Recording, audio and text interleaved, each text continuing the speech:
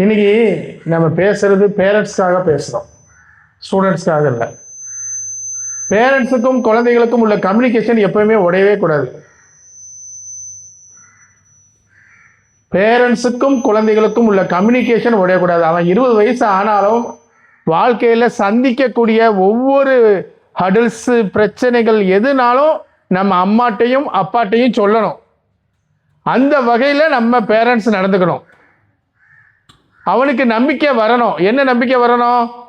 நம்ம போய் அம்மாட்ட போய் சொன்னால் இந்த பிரச்சனை சால்வ் ஆயிரும், அப்பாட்ட போய் சொன்னோம்னா இந்த பிரச்சனை சால்வ் ஆயிரும். அதற்கு மீறி நம்ம அம்மா சத்தம் போடுவாங்க, அப்பா சத்தம் போடுவாங்க அப்படிங்கிற அந்த ஃபீலிங் இருக்கவே கூடாது. புரியுதாமா? அதனால என்ன செய்யணும்? பெற்றோர்களை நீங்கள் என்ன செய்யணும்? குழந்தைகள்கிட்ட எப்போவுமே அந்த கம்யூனிகேஷன் உடையாமல் பார்த்துக்கணும். சின்ன குழந்தைகளுக்கு காலையில் எந்திக்கும் போதே என்ன செஞ்சிடணும்? அவங்கள நல்லா அன்பாக கொஞ்சி என்ன செஞ்சிடணும்? அவங்கள எழுப்பணும். ஹோம்ஒர்க் செய்யலையா, அது செய்யலை, எது செய்யலை, நெகட்டிவ் வேர்ட்ஸு காலையிலே என்ன செய்யக்கூடாது? குழந்தைகள்கிட்ட திணிக்கக்கூடாது. ரெண்டாவது, காலையில் எழுந்திரிச்சு அவங்கள டாய்லெட் போகிறாங்களா, ப்ரெஸ் பண்ணுதாங்களா, குளிக்காங்களா, அப்புறம் சாமி கும்பிடுதாங்களா அப்படிங்கிறத நம்ம வாட்ச் பண்ணணும். கூடவே இருந்து அவங்களுக்கு ஹெல்ப் பண்ணணும். அதுவும் அவங்கள பழக்கப்படுத்தி விடணும். காலையில் சாப்பிடக்கூடிய தட்டில் புரோட்டீன் இருக்கா, கார்போஹைட்ரேட் இருக்கா, ஃபேட் இருக்கா அப்படிங்கிறத நம்ம உறுதிப்படுத்தணும். இது சாப்பிட்றதுனால என்ன யூஸ் அப்படிங்கிறதும் நம்ம பெற்றோர்கள் குழந்தைகளுக்கு சொல்லணும். குழந்தைகள் அப்சர்வ் பண்ணிக்கிட்டே இருப்பாங்க. நம்ம சொல்கிறத விட நம்ம செய்யறத அவங்க அப்படியே என்ன செய்வாங்க? ரியாக்ட் பண்ணுவாங்க. நீங்கள் காலையில் எழுந்து எக்ஸசைஸ் பண்ணீங்கன்னா அவங்க எக்ஸசைஸ் பண்ணுவாங்க.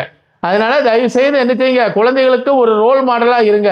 வெளியில் மார்க்கெட்டுக்கு வெளியில் நிறைய இடங்களுக்கு கூட்டு போங்க. மார்க்கெட்டுக்கு கூட்டு போனீங்கன்னா காய்கறிகள் எப்படி வாங்கணும், உருளைக்கிழங்கு எப்படி வாங்கணும், கேரட்டை எப்படி வாங்கணும் அப்படிங்கிறத நம்ம பெற்றோர்கள் குழந்தைகளை கூட்டு போகணும்.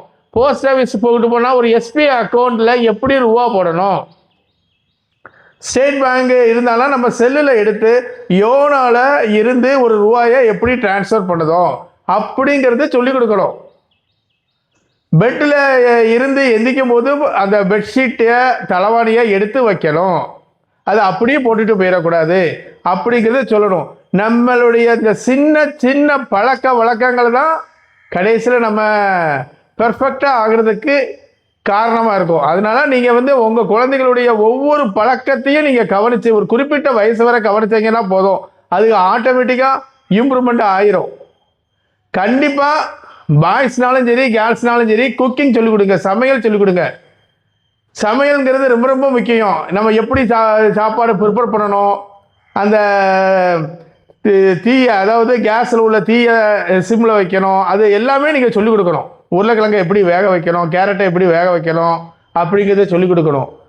வில்லேஜ் குழந்தைகளுக்கு நீங்கள் ஸ்விம்மிங் சொல்லிக் கொடுத்துருவீங்க.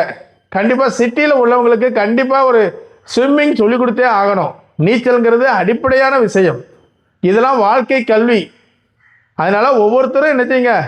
நம்ம வாழ்கிறது, சம்பாதிக்கிறது, சுவாசிக்கிறது எல்லாமே நம்மளுடைய குழந்தைகளுக்காக மட்டும்தான். அதனால் குழந்தைகளுக்காக வாழுவோம்.